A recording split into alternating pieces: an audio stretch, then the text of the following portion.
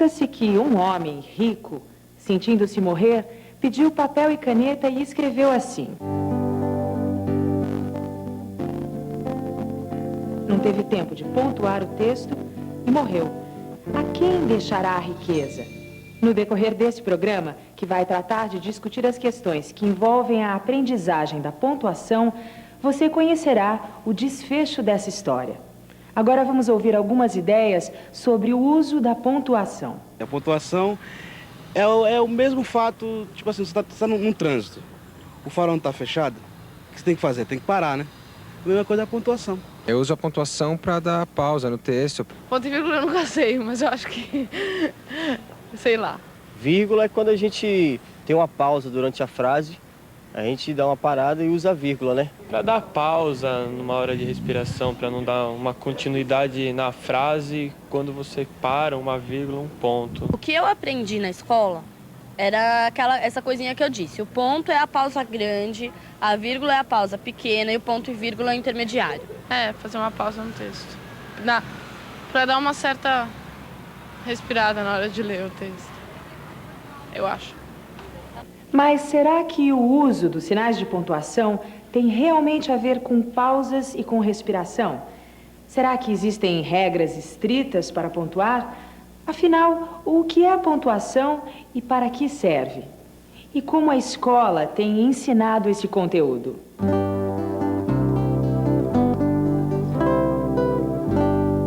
Primeiro a gente ensinava as frases. Pontuava as frases. Vamos transformar essas frases em interrogativas. Coloque o ponto de interrogação. Então, e aí as crianças liam aquilo ali e botavam o ponto de interrogação, que era fazer uma pergunta. Ou então, vamos botar o ponto de exclamação nessa frase. Vamos botar o ponto final. Aí eu achava que ensinando as frases, quando ele fizesse o texto, ele ia usar aquilo no texto. E o que acontecia? Não saía nada, né, no texto, não usava aquilo ali. Porque, na verdade, quando se ensina a pontuação na escola, tem muito a ver com essa questão que não está ligada ao significado, né, está ligada a uma questão estanque, quer dizer, tinha no livro didático, né, o ponto é uma respirada grande, vírgula é uma respirada curta, né, mas que tinha essa coisa muito quadrada de ensinar a pontuação, né, nunca ligada ao significado, mas sempre ligada à questão de que tinha que ficar o texto de uma forma sempre muito estanque. O que está atrás da prática tradicional de ensinar pontuação é também uma visão que eu venho chamando de aditiva da escrita. Então, que assim, para aprender, você aprende as letras e as sílabas, que depois você aprende a juntar em palavras, depois você aprende a juntar as palavras em frases e depois você aprende a juntar as frases em textos. Então, qual é o lugar de ensinar a pontuar? Nessa estrada é quando você está ensinando frase. Isso supõe o quê? Que a pontuação é um atributo da frase. E essa informação falsa que a gente passou a vida inteira dando para os nossos alunos, porque a pontuação é um atributo do texto, não da frase. Então, se a gente não vai trabalhar com essa questão da regra estanque, vão respirar e tal, que também não ajudou, que foi o jeito que eu aprendi, como é que a gente pode ajudar as crianças a se aproximarem dessas questões para, de fato, poderem fazer uso delas? Você tem que se aproximar desse objeto de conhecimento observando como ele é usado e tentando usar. Porque se você chegar num objeto de conhecimento como esse, a partir de um discurso sobre ele, você não aprende a usar. Foi o que vocês tiveram na escola, que depois vocês tentaram fazer com os alunos de vocês, um discurso sobre a pontuação. Vamos então verificar como as professoras do grupo Referência estão revendo as formas de ensinar esse conteúdo. Começaremos com a classe da professora Valéria, em uma atividade planejada em parceria com a professora Rosângela.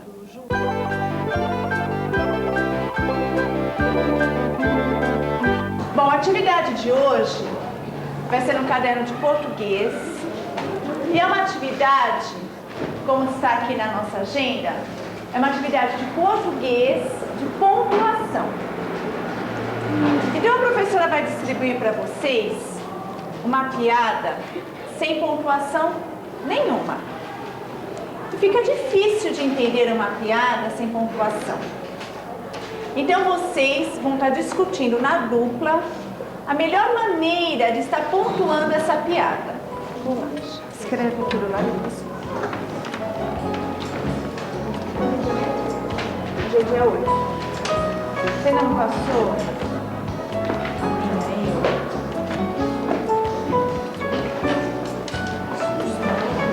O balconista respondeu: R$1.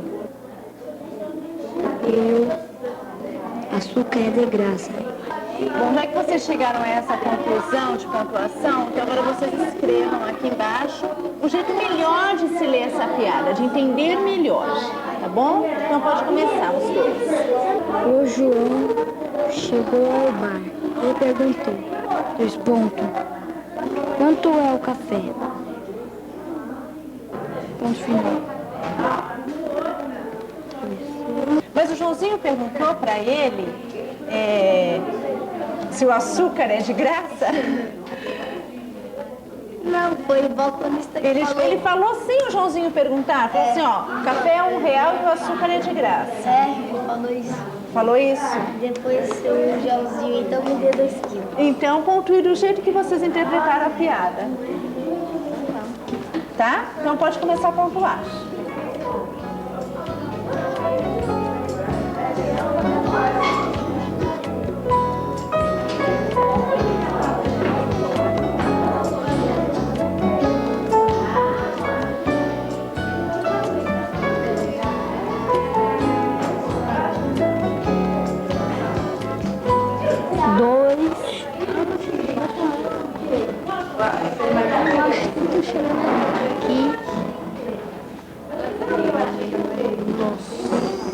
Então aqui nós temos o autor e o balconista só nessa piada. Não, tem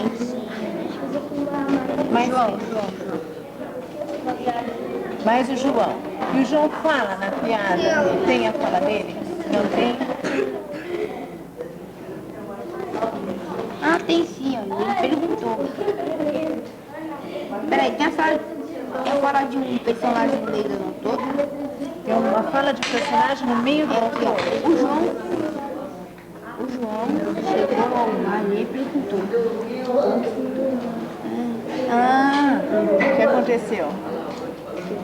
Espera um pouquinho antes de você apagar, faz as marcas. Vamos marcar primeiro, depois você reescreve embaixo.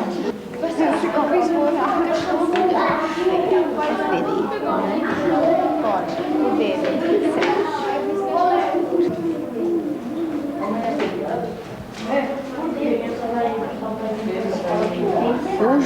O João chegou ao bar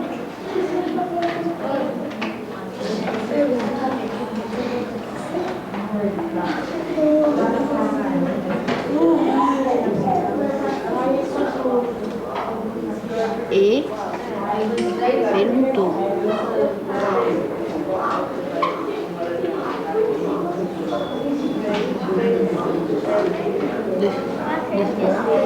Bom, agora eu gostaria que vocês observassem a pontuação dessas 3 piadas que a professora colocou aqui na lousa. O que você ia falar, David? O que você achou dessas 3 pontuações aqui? Só a última que tá errada. Errada por quê? Que assim não tem, ali não tem ponto, travessão. Aquela dali que tá certa do meio. E por que essa aqui não está? Ah, porque não tá, né, professora? Não tá por quê? Não tem pontuação aqui? Tem, mas tá errada. Errada por quê? Fala por quê que ela está, que você acha que está errada. Não tem 2 pontos quando o autor fala. Aqui, lógico que tem, ó. Tem 2 pontos. Mas tem outra. O autor fala. Aí o autor fala. Aqui? É. Aí não colocou 2 pontos. Ali colocou. Aqui colocou, aqui não colocou na fala do autor. Então, David, aqui você falou que aqui é a fala do autor, tem 2 pontos que ele colocou. E aqui também é a fala do autor, mas ele não colocou 2 pontos. É isso? Então é isso que você está considerando que essa piada não está escrita corretamente. Então, vamos fazer uma discussão em cima da pontuação que o Bruno fez, tá? O David, ele estava falando aqui que essa fala, né, David, você estava falando que aqui é a fala do autor. E o que foi que aconteceu com essa fala do autor aqui? Não precisa. Por quê? Porque é a fala do autor. Só precisa do parágrafo. Eu posso eliminar esse travessão porque aqui é fala do autor. Mas quando é que a gente usa, então, travessão? Quando alguém vai falar, tipo o João aí, ele vai falar, eu acho... Não, quem vai falar agora é o balconista. Então, agora usa o travessão. Quando ela fala do autor, não precisa. Que a Renata falou do uso do travessão quando a fala de personagens na piada, tá certo, Renata. Só que o Bruno, como a piada foi ele que pontuou, ele discorda de uma coisa, não é, Bruno? O que você discorda do que o David fez? Eu discordo dali, porque ali é ponto final, não é 2 pontos. Então, leia onde você acha que você discorda. Aqui, o balconista respondeu. Você acha que aqui é ponto final? Por quê, Bruno? Porque eu acho assim que só usa uma vez o 2 pontos, só no começo, assim. Então é aqui nessa fala, né, Bruno? Eu, balconista, respondeu. Aqui que você discorda que não tem 2 pontos. O 2 pontos só pode aparecer uma vez e já apareceu lá em cima. Mas me parece que a Renata, quando você falou isso, ela discordou imediatamente. O que aconteceu, Renata? Eu acho, professora, que não precisa só ter 2 pontos. Quantas falas de autor tiver... Tipo assim, agora é o autor que vai falar, depois é outra pessoa. Coloca o ponto no 2 pontos, não tem nada a ver se é só... Não pode ser só lá em cima. Agora, pessoal, vamos comparar a escrita desta piada e a escrita desta piada aqui. Ali, aquele E, ele é aqui embaixo. Aquele E não fica lá em cima, ele tem que ficar lá embaixo. Olha, o Daniel, ele observou... uma coisa que muitos de vocês não tinham percebido, não. O Leandro falou do ponto de interrogação, só que aqui tem um E que o Daniel falou que não faz parte da fala do João. Que o João não vai falar assim, quanto é o café? Que o João ele vai perguntar, quanto é o café? E o Daniel colocou também que esse E faz parte dessa frase aqui de baixo. Então, ele sugeriu para que esse E venha aqui para baixo com letra maiúscula, não foi isso, Daniel? Foi. E que o O ficasse com letra minúscula. Isso aqui? Então, vamos ver se ficou melhor. Quanto é o café? Terceira frase. E o balconista respondeu. Agora, vamos ver. O que acontece aqui?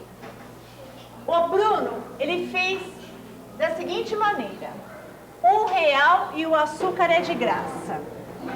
A Renata já fez diferente. Ela colocou R$1 e o açúcar. Olha, aqui, o que aconteceu? A Renata, ela colocou a fala do João, a fala do balconista, né, respondendo R$1. E do João perguntando, e o açúcar? Só que o Bruno, ele fez uma interpretação diferente, que também está correta. Ele fez a seguinte interpretação. O balconista respondeu, R$1 e o açúcar é de graça. Agora o que a gente tem que estar discutindo é qual das duas piadas, tá? Fica mais engraçada de se ler. Que quando a gente for, a gente pode até colocar essa piada lá no nosso mural para os alunos lerem. Vocês podem levar para casa para os familiares lerem. Mas qual das duas fica mais engraçada? Com essa pontuação, com essa interpretação ou com essa pontuação e com interpretação. Vamos ver na sala da professora Márcia uma proposta semelhante a essa, só que utilizando um texto literário.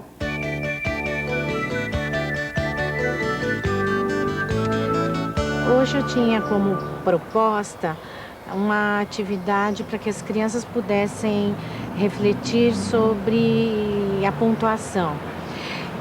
Organizei então uma situação com um texto não pontuado. Hoje eu trouxe para a gente fazer uma atividade que vocês já estão acostumados a fazer.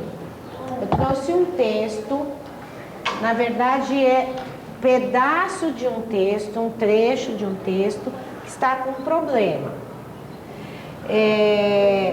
Vocês vão ter que ler e tentar descobrir primeiro qual é o problema, o que foi que eu esqueci de fazer nesse texto. Este texto eu coloquei com letra de forma que era para não dar pistas para as crianças com relação à letra maiúscula, né?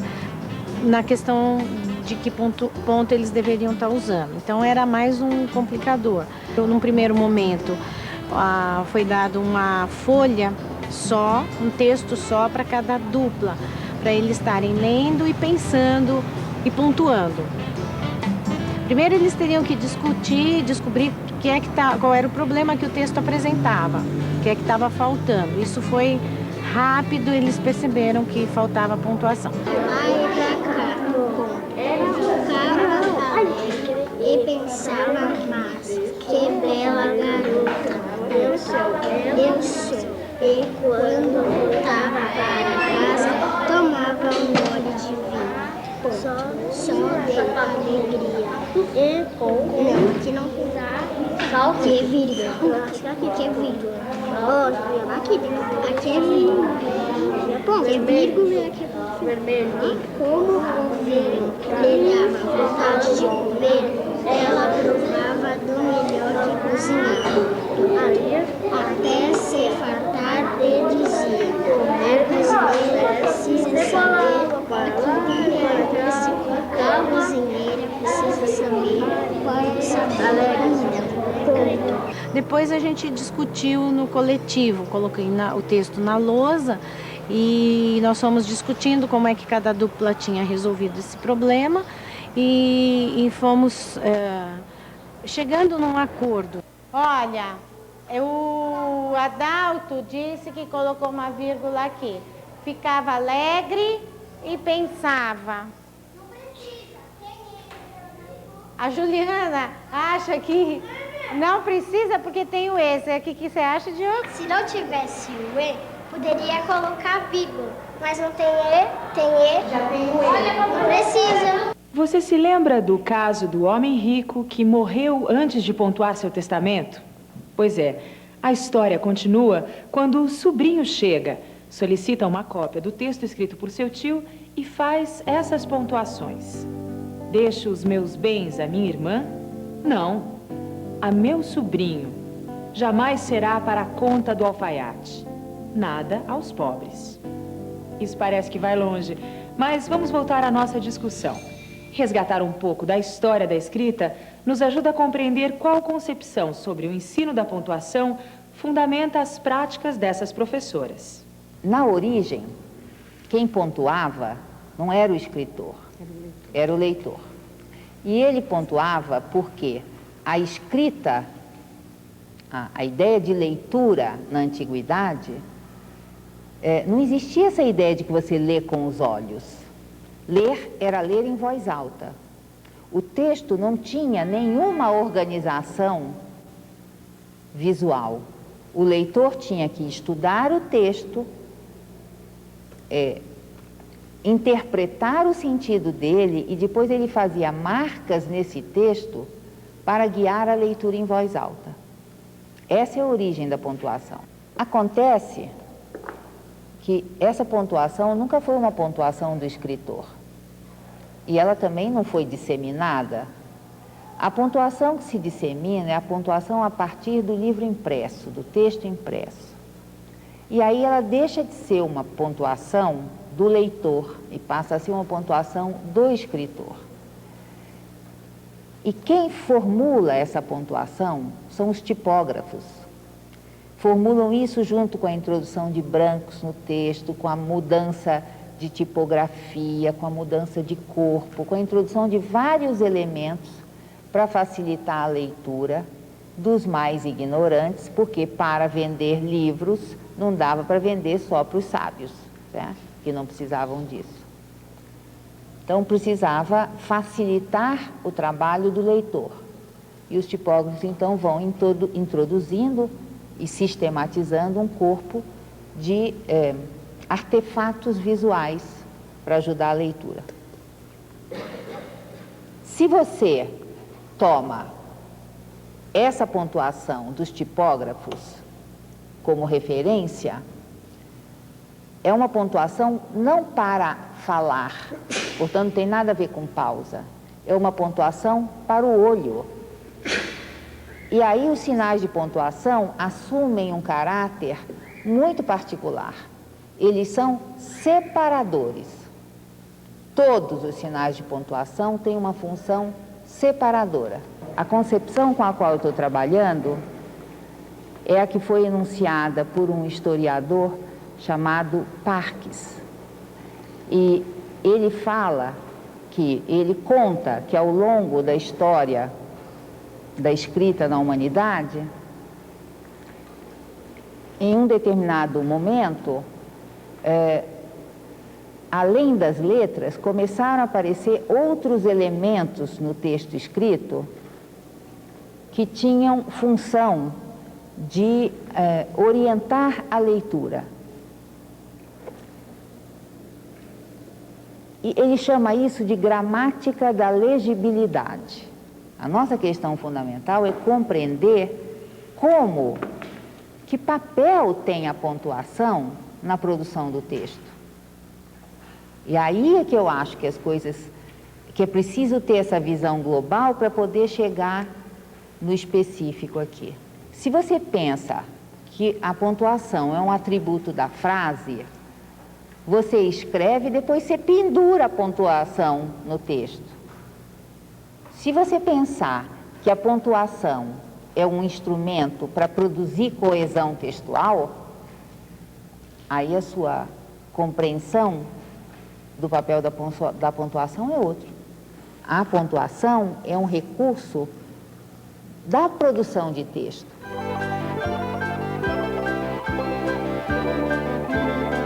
Hoje eu coloquei aqui na lousa um trecho deste livro aqui, A Mulher que Matou os Peixes, da Clarice Lispector, que eu estou lendo para vocês. E esse trecho aqui fala da macaca Lisete, quando ficou doente, né, que eles levaram a macaquinha para cuidar para o hospital. Então, nesse texto aqui hoje, nós vamos discutir os sinais que a Clarice usa. Agora, nós vamos ver esse outro pedaço aqui, ó. Ele respondeu assim: vou tentar salvar a vida de Lisete, mas ela tem que passar a noite no hospital. Agora me diga uma coisa. Aqui tem 2 pontos. Por que tem 2 pontos aqui? Por quê? Porque ela ia pôr o travessão. Porque aqui tem? O travessão. E o que o travessão está indicando ali? A fala. A fala. Vamos lá, gente. Dá uma olhadinha aqui. Aqui ela usou 2 pontos, porque depois tem a fala aqui. Tem uma fala, está indicando uma fala. Tem o travessão e tem uma fala. Olhando para cá agora. E aqui, vamos voltar outra vez nesses 2 pontos? Qual que é a diferença desses 2 pontos aqui e desses 2 pontos aqui? Esse daqui é que tá a mulher que matou os peixes está explicando, e ali o médico vai falar. E a gente poderia escrever isso aqui sem os 2 pontos? Será, Bruno? Será que eu poderia escrever de outra maneira sem os 2 pontos? Eu poderia usar outra coisa aqui sem os 2 pontos? Leia lá o pedaço para ver como é que fica. O médico, então, disse uma coisa horrível. Que Lisete ia morrer. Ela usou 2 pontos. Ela podia usar uma vírgula. Ela poderia? Usar uma vírgula. Poderia usar uma vírgula aqui. O Bruno disse que ela poderia usar uma vírgula aqui também.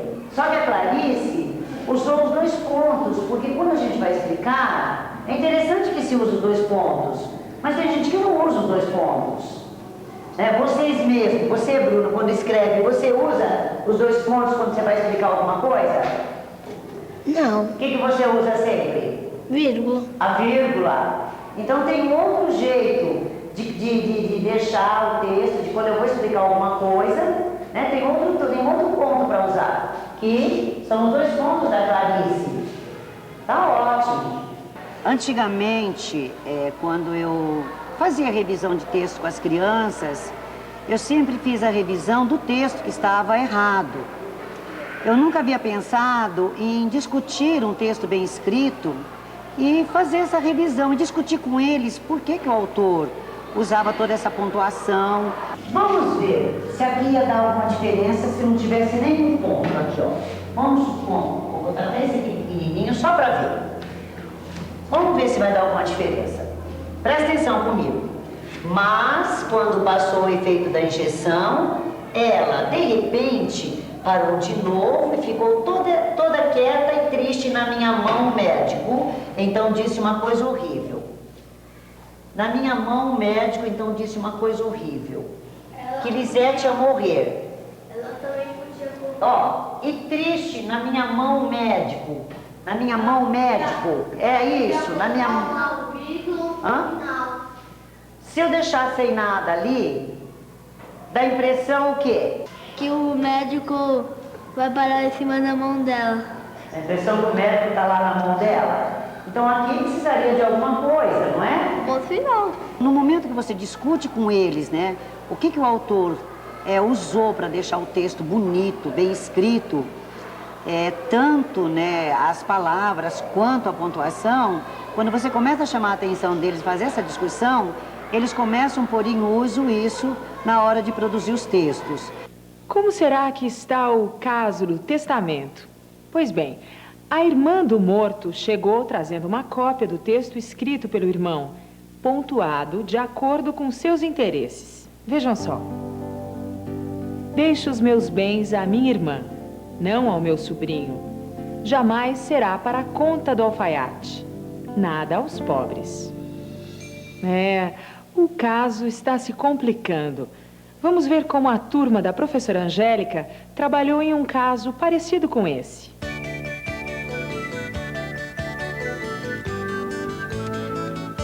Vamos ver se vocês descobrem o mistério. O cartão era este. Este presente é para o meu neto, não para a minha neta. Não pense em dá-lo a Renata, minha melhor amiga. Não é para o meu filho, jamais será dado para a minha nora Elisa Sara. Claro, a avó havia esquecido de colocar os pontos. Agora, vocês vão estar recebendo este cartão aqui. Esse cartão não tem pontuação nenhuma. Então, em dupla, vocês vão colocar as pontuações que vocês acham corretas. Angélica, em parceria com a professora Rosângela, propôs que algumas duplas pontuassem o texto com a intenção de deixar o presente para o filho e outras com a intenção de deixar para o neto. Bom, dona Dirce e dona Ana, a gente tem que pontuar essa piada para deixar esse presente para o neto. Pro neto. Porque essa avó escreveu o bilhete, o cartão, mas não deixou a pontuação, né? Então vamos fazer uma coisa, eu vou perguntando e a gente vai discutindo junto para ajudar, tá bom? Tudo bem. Ó, vamos ler aqui no começo. Tá, quem lê? Este presente é para meu neto. Então ela quer deixar para o neto? Meu neto. Então tá. Então o que a gente vai pôr aqui depois de neto? É um ponto. Um ponto. Como chama esse ponto? O nome eu não sei. Um ponto final. Ponto final. Ela disse: esse presente é para o meu neto. Mas tem uma coisa que a gente precisa fazer aqui antes. O que é? É a letra maiúscula. Letra maiúscula. Por que, dona Dirce, que tem que pôr Porque letra começa uma frase. Porque começa uma frase e quando começa uma frase a gente usa o quê? A letra maiúscula. Letra maiúscula, isso mesmo, a letra grande. É maiúscula. Este presente é para o meu neto. Então nós vamos descobrir para quem a vovó Sara deixou esse presente. Então vamos lá, meninos. Este presente é para o meu neto? Não. Para a minha neta? Também não. Pense em dá-lo para a Renata. Minha melhor amiga? Não. É para meu filho. Jamais será dado para minha nora Elisa. Aqui nesse grupo está diferente a pontuação que elas fizeram e que esse grupo fez. Também está para o filho.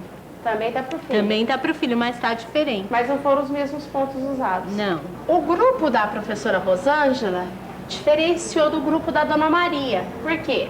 Aqui, olha, para a minha neta, vocês estão perguntando, né? É. Também não. Eles responderam. O grupo de lá não fez assim. Penso em dá-lo para a Renata, minha melhor amiga. O grupo de lá pôs ponto de exclamação. Não! E o grupo de cá? Ponto final. Gente, tem diferença? Os dois estão certos, não está? A senhora tem razão, dona Dirce, fica certo. É que um fica com mais ênfase, fica, não, de jeito, quer dizer assim, imagina, não, e o outro fica, não. Pronto, mas os dois estão certos. Isso é que é importante a gente saber. Que quando a gente está pontuando um texto, algumas coisas têm certo e errado, mas a maioria delas é de estilo, é de jeito, é como eu quero que fique, sempre pensando assim, em quem vai ler. Quem vai ler vai entender se for com ponto final? Vai. Quem vai ler vai entender se for com exclamação? Também vai. A situação do testamento parece estar longe de uma solução. O alfaiate também apresentou a sua forma de pontuar. Deixo os meus bens à minha irmã? Não. A meu sobrinho? Jamais. Será para a conta do alfaiate. Nada aos pobres.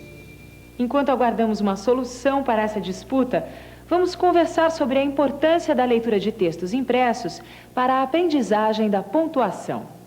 Ler textos pontuados é um movimento em direção ao conhecimento desse objeto, que em geral a gente não considera. Por quê? A escola tem a ideia de que você tem regras que têm que ser definidas, formando um sistema que tem que ser explicitado, sistematizado, não é esse o termo? A ideia de que você só aprende dessa forma. Bom, o que eu estou dizendo para vocês é que pontuação a gente aprende por outros caminhos. Aliás, os mesmos pelos quais a gente aprende a língua em geral. Eu não estou aqui dizendo que existe uma sequência de ações que você faz articulada para ensinar a pontuar. Que a primeira é dar o texto para o menino ler, depois pegar o texto, mostrar como o autor usou a pontuação e depois ir lá e pedir para ele usar a pontuação. Não é isso. O que eu estou traçando em linhas gerais, o processo de aprendizagem desse objeto de conhecimento. Que existe uma aprendizagem que acontece no nível da leitura, que é uma aprendizagem inconsciente, porque para o leitor, a pontuação é e deve ser invisível, certo? Mas, quando você tem a necessidade de escrever, a pontuação precisa se tornar visível. Não pode ter uma regra fechada, uma caixinha, onde você diz primeiro faz isso, depois faz isso, depois faz isso. Isso é a ideia que a gente discute de que os passos do ensino venham pré-determinados. O professor tem que dialogar com os alunos. Se ele tiver claro o processo, que é um processo de aprendizagem inconsciente, pois um processo pela necessidade de escrever, de tomada de consciência, ele vai ajustar isso nas situações de prática de sala de aula às circunstâncias do que acontecer na classe dele. Hoje, as pessoas escrevem com o computador. Dentro do programa processador de texto do computador tem uma tipografia inteira, com todos os recursos que uma tipografia tinha e mais alguns. O que está acontecendo hoje é que está aumentando sensivelmente a quantidade e a presença desses artefatos gráficos que ajudam a entender o texto. A presença de diferentes cores, a presença de diferentes marcas, marcadores. O autor, que antigamente escrevia à mão, hoje escreve no computador. E ele começa a introduzir no texto dele esse tipo de recurso. Só que ele não tem nome para isso, né? Como que a gente vai chamar isso, eu não sei. Eu prefiro chamar de gramática da legibilidade. Falta ainda saber quem ficou com a riqueza. O sobrinho, a irmã, o alfaiate. Vejam só, enquanto um juiz estudava o caso, chegaram os pobres da cidade. E um deles, tomando uma cópia do documento, pontuou assim: deixo os meus bens à minha irmã? Não. A meu sobrinho? Jamais. Será para a conta do alfaiate? Nada. Aos pobres. É isso aí. Até o próximo programa.